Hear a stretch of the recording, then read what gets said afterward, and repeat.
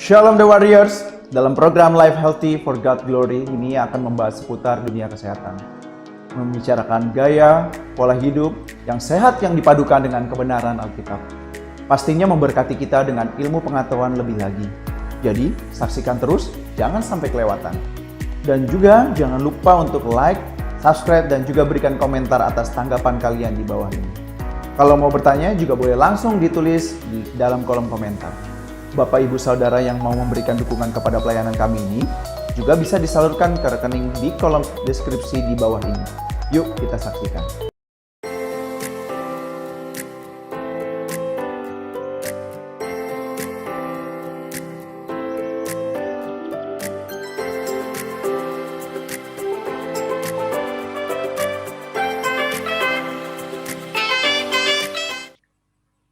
Baik saudara, hari ini kita akan membahas tema kita, yaitu apakah herd immunity itu dan dampaknya bagi kita.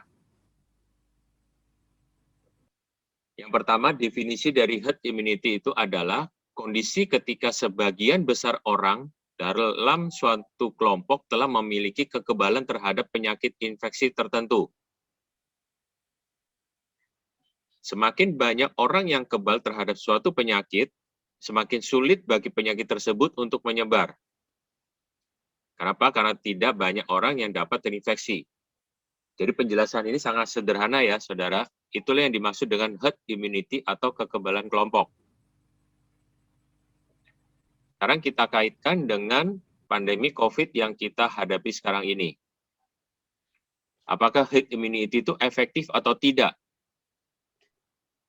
Ya, tergantung. Kalau tanpa vaksinasi, maka tidak efektif. Alias berbahaya. Kenapa? Karena virus ini adalah jenis baru dan sangat mudah menular. Maka herd immunity tanpa vaksinasi mengakibatkan banyak korban jiwa karena infeksi yang menyebar tak terkendali. Kita lihat salah satu kejadian yang sekarang terjadi di India. Ya, ribuan orang meninggal karena terpapar COVID-19. Dan sampai per tanggal berapa ya, beberapa yang lalu, orang yang terjangkit sudah sekitar 15 juta orang. Wow.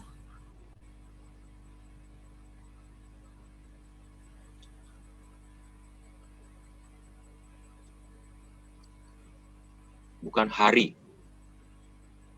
Ya, bisa diulang, Pak? Boleh diulang, Pak, sedikit. Tadi ada terputus.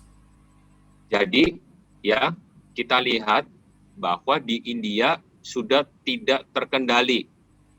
Itu bukan hoax ya, Pak, ya? Itu benar ya, Pak? Bukan. Kita bisa lihat di berita. Saudara tinggal nyalakan TV-nya, TV saudara di rumah, lihat. Hitungan jam. Oksigen itu habis di rumah sakit. Wow. Bahkan terjadi kremasi massal. Rata-rata 2.000 orang meninggal. Wow, ngeri banget, Pak. Iya. Dan datanya itu, statistiknya itu meningkat, bukan menurun. COVID-19 ini berbahaya, saudara. Jika kita tidak menerapkan protokol kesehatan. Iya, Ini Pak. bukan hoax. Ya, Pak Jimmy, boleh saya sebagai orang awam menanggapi akan herd immunity ini ya, Pak? Tadi yang Bapak sudah jelaskan ya. Berarti herd immunity ini adalah satu kelompok orang yang kebal nih, sudah kebal gitu ya, Pak ya. Nah, itu bisa terbentuk ya, contohnya di dalam COVID ini tanpa harus divaksin gitu ya, Pak. Ya. Tetapi alangkah lebih efektifnya ketika herd immunity ini terbentuk oleh karena divaksin gitu ya, Pak, maksudnya. Karena kalau menunggu kekebalan dengan sendirinya, itu minimal tadi seperti Bapak katakan harus 90% dulu terjangkit COVID gitu ya, Pak ya. Nah, sementara itu kan satu kengerian ya, Pak, kalau memang harus sampai 90%. Makanya disinilah perlunya vaksin gitu ya, Pak. Benar, karena apa? Karena COVID-19 ini adalah virus baru dan sangat mudah menular. Hmm. Ingat ya, sangat mudah menular. Berarti yang terjangkit itu banyak sekali. Dan bukti kan salah satu negara, India, ya kan, ketika orang itu terpapar, dia tidak sembuh dengan cepat kan, bahkan apa? Meninggal atau lebih parah. Berarti itu udah satu bukti konkret bahwa COVID-19 ini, virus ini sangat berbahaya. Iya Pak, soalnya saya juga sedikit sedih juga sih Pak ya, bahwa di negara kita sendiri ini masih ada loh orang ya, saya nggak bicara gimana itu menyatakan memang terhadap vaksin yang ada saat ini masih terjadi pro dan kontra Pak, yang masih menyatakan diri untuk tidak perlu divaksin. Bahkan dinyatakan COVID-19 ini sebenarnya sesuatu hal tuh yang nggak ada gitu loh Pak. Itu menanggapinya bagaimana ya Pak ya? Ketika saya dari satu kelompok itu gitu misalnya. Kalau saran saya gini Bu, kalau orang itu dikasih tahu dengan baik, tidak mau dengar, ya, terus dia juga tidak mau percaya dengan berita, ya kan, yang sekarang ada di mana-mana, berita televisi, ya, yang kita yakin bahwa itu benar adanya, bahkan mereka juga men-syuting korban-korban yang sudah berjatuhan di India, dan mereka tetap tidak percaya, ya sudah Bu, kita bisa apa? Ya paling cuma berdoa Betul kan? Pak. Soalnya kalau kita kasih tahu jadi satu Benar. pertentangan Pak. Iya. Benar, kita berdoa untuk mereka supaya apa? Mereka sadar. Jangan sampai mereka terjangkit baru menyesal. Kenapa? Karena penyesalan datang belakangan itu percuma. Ya itulah Pak ya, soalnya susah juga nih ya, terlalu, saya juga nggak bilang bagaimana mereka mengartikan ini suatu vaksin yang masuk ke dalam tubuh kita itu sesuatu hal yang belum teruji, masih juga nggak jelas gitu, dan bisa dikaitkan juga tentang nubuatan-nubuatan yang lalu, sehingga ada masih orang yang memang menyatakan ini jangan mau divaksin, itu satu hal yang tidak benar gitu kan, itu hanya membuat sesuatu membuat kita supaya satu berpikir tentang hal yang lain aja, mengarahkan kita untuk hal itu gitu.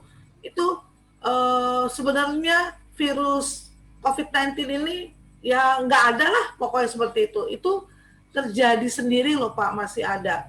Ya kembali lagi seperti Pak Jimmy bilang, ya sudah dikasih tahu nggak mau. Ya benar Bu. Kita bisa apa?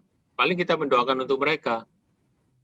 Mereka bisa mengatakan kalimat-kalimat seperti gitu, membuat satu ya kan cerita seperti begitu karena mereka tidak mengerti. Mereka anggap bahwa apa yang mereka katakan itu benar, padahal tidak ada dasarnya, tidak ada ya kan alasan di balik itu. Secara ilmiahnya apa, secara medisnya apa mereka katakan itu. Ya mereka pokoknya kan gitu. Benar kan? Ya. Apakah kurang jelas bukti di negara India? Bahkan pemerintah India pun minta tolong dengan negara lain kan, minta tolong internasional kan untuk apa? Turun tangan membantu negara mereka. Bayangkan oksigen habis dalam hitungan jam. Memang benar Tuhan ingin kita beriman pada Tuhan Yesus, tapi Tuhan juga ingin kita apa? Berhikmat juga. Ya, paham Pak. Boleh Betul, sedikit kan? sharing lagi ya Pak? Boleh sedikit sharing ya? Biarlah kiranya mungkin siapa yang mendengar akan hal ini menjadi sesuatu hal yang memang harus ditanggapi dengan cermat, ditanggapi dengan sesuatu yang tadi Bapak bilang hikmat, seperti itu ya Pak. Karena kalau kita bicara tentang secara rohani ya Pak ya, secara rohani nih ya, memang banyak juga yang menginikan ya. Bahkan saya juga percaya gitu ya bahwa COVID itu adalah merupakan satu, kalau di alam roh itu adalah satu roh jahat gitu loh Pak. Ya kan dibilang nih roh jahat Ya, gitu kan ya. Oke, kalau secara medis ya mungkin dibilang adalah sebagai satu virus penyakit gitu kan Pak ya. Nah, ya, sementara kalau kita memang secara prinsip roh jahat, secara orang beriman ini kan roh jahat itu ya ditengking, di apa Pak, diusir gitu loh Pak ya, ya, ditolak di dalam nama Yesus gitu kan Pak ya. ya, Nah, tapi fakta yang ada yang dibilang si roh jahat ini berbentuk juga di dalam medis, yaitu berupa ya, penyakit yang memang harus ada obatnya untuk menyembuhkan secara nyata. Gitu ya Pak ya. ya, Ini benar. penggabungan dua hal ini loh Pak nih, yang untuk Mm, diterima oleh orang yang benar-benar berprinsip bahwa sebenarnya ini roh tinggal kita tengking saja gitu ya. Ya kalau sakit minum obat gitu, ini dicampur. Nah ini loh Pak, yang akhirnya membuat orang gini, ya percaya aja sebenarnya COVID itu ada itu oleh karena satu penyebaran yang memang dibuat secara apa sih ya? Aduh, saya mau ngomong ini bingung juga ya. Secara mengada-ngada gitu loh Pak. Wah, saya bilang gimana ya Pak ya? Karena kita sendiri lihat sahabat kita aja, saudara bener-bener kena, itu benar gitu Pak. Apalagi sekarang India Jadi, kasusnya. jadi begini Bu, kita harus bisa membedakan, ya kan, sesuatu yang nyata dan sesuatu seperti Ibu tadi bilang, roh jahat. Virus COVID-19 ini bukan roh. Kalau dia roh, otomatis tidak bisa dilihat di mikroskop. Benar kan? Buktinya kalau dilihat dengan mikroskop itu kelihatan virusnya. Roh jahat atau setan atau iblis tidak bisa dilihat dengan mikroskop. Jadi orang-orang yang menggabungkan roh jahat, kita tengking dan sebagainya, itu sama sekali tidak ada hubungannya, tidak relevan. Paham ya Bu ya? Ya, Makanya orang kadang itu mungkin mengkaitkan, oh virus COVID-19 ini adalah roh jahat. Memang dia jahat, tapi dia bukan roh. karena bisa dilihat oleh Benar, dilihat dan bisa dilawan oleh sistem imun tubuh kita. Kalau roh jahat, kita tengking dalam nama Tuhan Yesus. atau mungkin ada bahasa lain nih Pak. Secara itu memang dia jahat gitu kan ya. Tapi tadi saya setuju sih yang Bapak bilang, kenapa dia itu bukan satu roh, karena memang sesuatu hal yang nyata gitu ya Pak. Benar, sesuatu hal yang nyata. Apakah roh jahat bisa dideteksi? Apakah roh itu ada dengan swab test, antigen? Kan lucu kan orang-orang yang mengkaitkan roh jahat dengan virus kan? Nah inilah Pak, Benar nggak saudara? ya masih memang sesuatu hal yang memang bicara isu iman ya, iman begitu ya. Ya. Makanya jangan sampai orang-orang yang tidak mengerti menyebarkan berita-berita yang tidak bisa apa ya dipertanggungjawabkan gitu. Kan kasihan orang-orang kira termakan dengan berita-berita hoax kayak gini kan? Iya.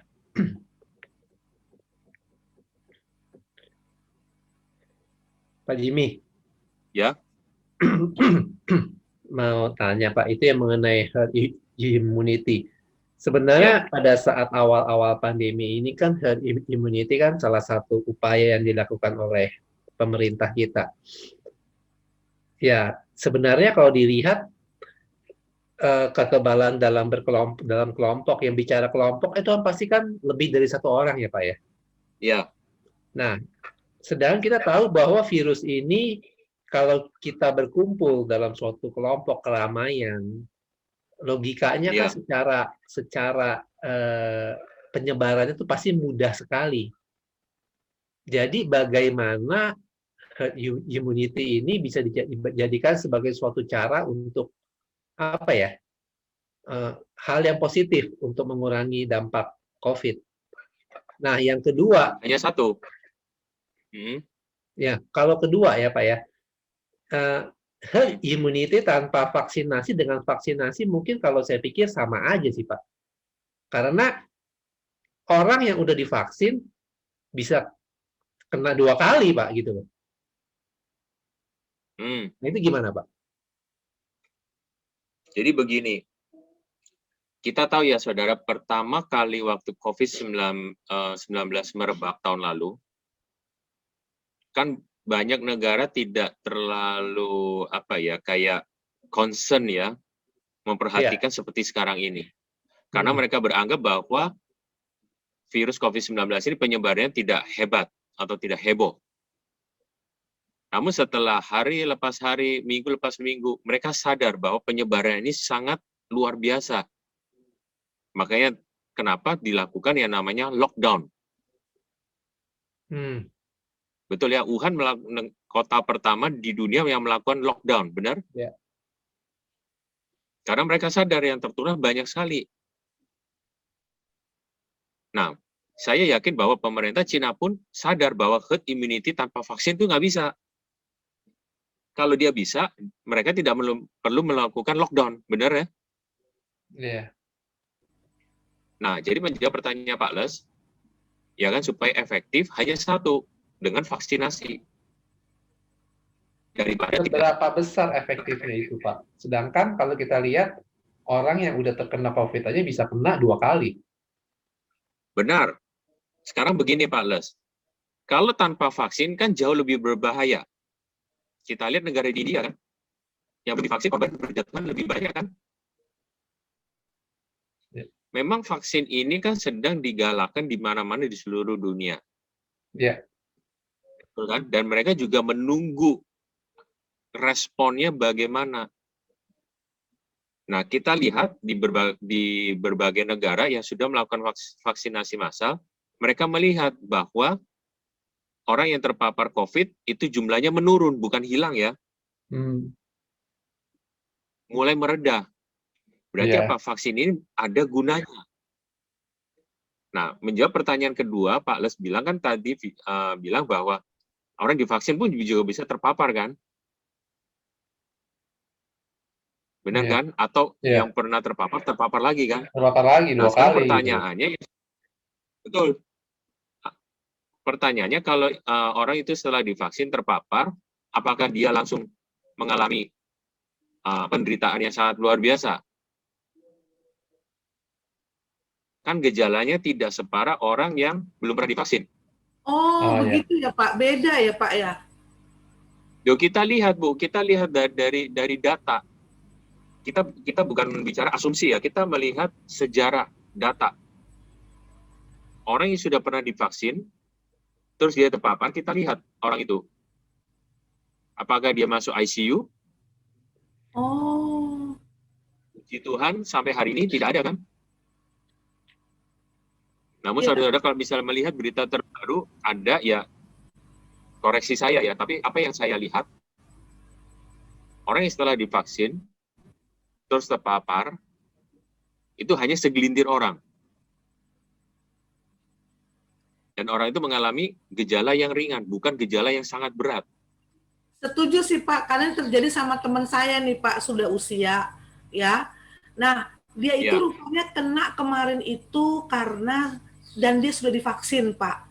Saya berpikir, aduh, udah usia, dia juga tolong nih. Tapi ternyata dia cuma sekitar berapa hari, Bu Roli puji Tuhan sudah pulang ke rumah dan tidak yang namanya sampai masuk ke ruang ICU. Itu memang saya sudah ngalamin ini, ada 2 teman saya memang dia sendiri juga bilang sih, apa karena gue udah divaksin ya, kok jadinya gue nggak seberat kata orang-orang, katanya begitu tuh Pak.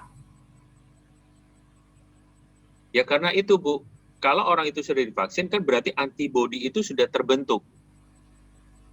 Nah untuk kasusnya temannya Bu Roli, dia terpapar mungkin karena antibodinya kurang kuat. Ya baru vaksin pertama dia Pak, iya. Ya, makanya kalau kita lihat, ya kan kasus-kasus orang yang sudah pernah divaksin dan dia terpapar, itu gejalanya tidak berat. Ya kita Oke, berharap ya jangan sampai berat juga kan. iya. Terus yang kedua Iya, nih iya. Pak, yang saya tahu juga nih Pak ya, saya ini kan di komunitas Ya. travel ya Pak, ya. Memang salah satu negara yang sudah memvaksin dan mewajibkan semua warganya itu adalah Israel ya Pak ya. Itu Benar, benar-benar memang mereka sudah memvaksin semuanya, baru mereka membuka diri gitu loh Pak. Dan benar, mereka membuka diri juga itu hanya menerima orang-orang yang sudah divaksin. benar. Itu Dan mereka Pak. tetap menerapkan protokol kesehatan. Tetap mereka Tetap. melakukan protokol kesehatan. Saudara, itu harus Ya. diingat ya, orang yang divaksin pun bukan berarti dia kebal 100%. Ingat, virus ini adalah jenis baru yang sangat mudah menular. Butuh penelitian yang lebih lanjut untuk melihat efektivitas dari vaksin ini.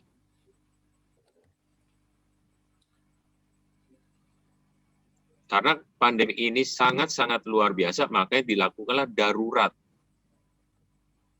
vaksinasi ini. Ya. Biasanya butuh beberapa tahun untuk membuat vaksin yang baru. Tapi untuk kasusnya COVID-19 ini, mereka menerapkan penggunaan darurat. Ya, itu Jadi mungkin gitu, yang Bu. orang beranggapan seperti kayak lagi ini vaksin coba-coba gitu loh Pak. Belum teruji. Karena kan memang waktu yang menguji sesuatu hal gitu kan Pak ya. Jadi Benar, orang benar. masih menganggap ini kayaknya cuma coba-coba. Kok lo berani gitu, kayak begitu loh Pak. Sementara ini kan memang harus dilakukan karena sudah sungguh sangat bagaimana gitu. Apakah memang harus terjadi dulu terpapar yang lebih parah, itu kayak begitu. Saya ngerti sih Pak, Nah, mungkin itulah. kontra. Itulah, Bu. Apa kita juga mau coba-coba terpapar dulu?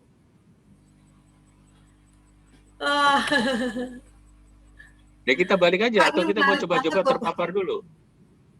Masih Kenapa, Bu? banyak yang mau ditanya nih Pak, masih banyak yang mau ditanya nih. Jadi kita jadi seputar vaksin ya, karena memang berhubungan dengan herd immunity ini ya Pak, gitu ya Pak ya. Makanya kita lihat di berbagai negara, mereka sudah mulai mendeklarasikan ya, bukan ini ya, mulai ya kekebalan kelompok atau herd immunity ketika apa? Jumlah populasi di negara itu sudah divaksin.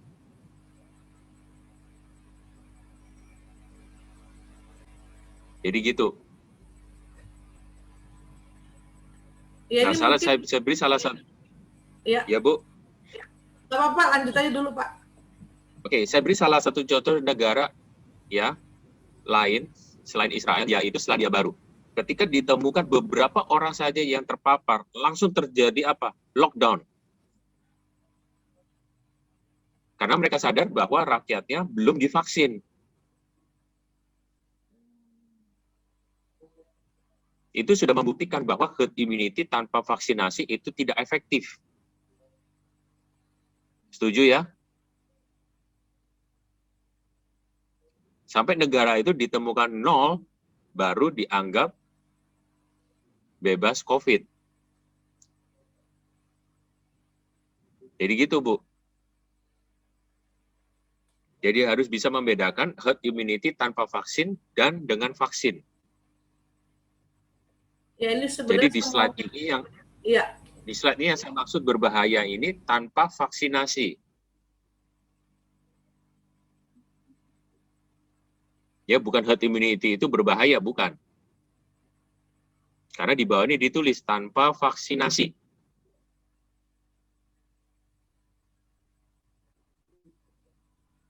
Saya sengaja taruh di depan dulu, seolah-olah herd immunity itu berbahaya, padahal tanpa vaksinasi itu baru berbahaya.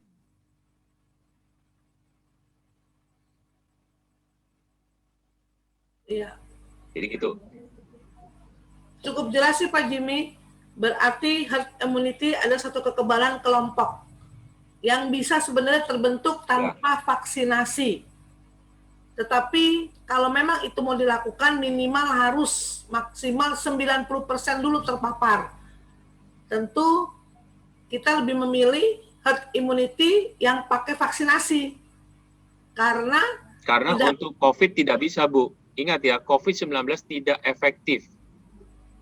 Tanpa tidak boleh vaksinasi. Orang terpapar 90%, tidak boleh. Iya. Iya, Pak. Ngeri soalnya, Pak. Ngeri, Bu. Harus dengan vaksin. Itu satu-satunya jalan bagi kita. Makanya kita harus menerapkan protokol kesehatan sambil menunggu jadwal kita divaksin. Iya. Mungkin juga ini satu hal yang menarik ya Pak ya, kenapa juga orang tidak mau divaksin, ada juga sih beberapa hal yang boleh nanti saya bertanya sama Pak Jimmy ya, tapi mungkin nggak di ranah ini ya. Setelah ini apa sih Pak, habis dampak herd immunity untuk slide selanjutnya boleh Pak mungkin? Cara kerjanya bagaimana, sistem imun, ya kan, untuk mengenali sampai herd immunity itu terbentuk.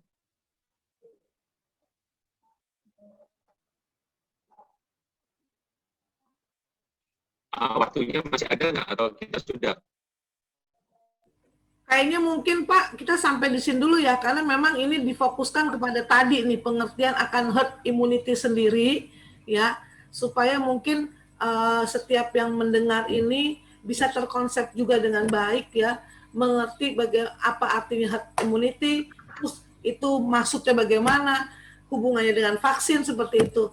Kayaknya ini mungkin untuk yang selanjutnya Pak kita Pak ya. Nanti cara kerjanya herd immunity itu sendiri gitu ya. Atau bagaimana baiknya Jadi Pak? hari ini kita membahas herd immunity ini tanpa vaksin ya. Jadi untuk hari ini yang saya jelaskan itu cara kerja herd immunity tanpa vaksinasi. Makanya di slide ini kita ya kan menjelaskan bahwa vaksinasi itu tidak bisa untuk kasus COVID-19.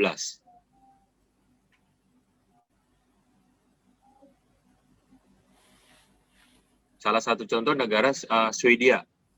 Mereka mengharapkan herd immunity secara alami. Buktinya apa? Tidak bisa kan? Gagal. Akhirnya mereka melakukan apa? Lockdown juga. Itali. Jadi mohon saudara-saudara, jangan coba-coba. Untuk apa? Terpapar dulu supaya terbentuk herd immunity. Jangan. Kita belajar dari negara lain seperti India. Iya.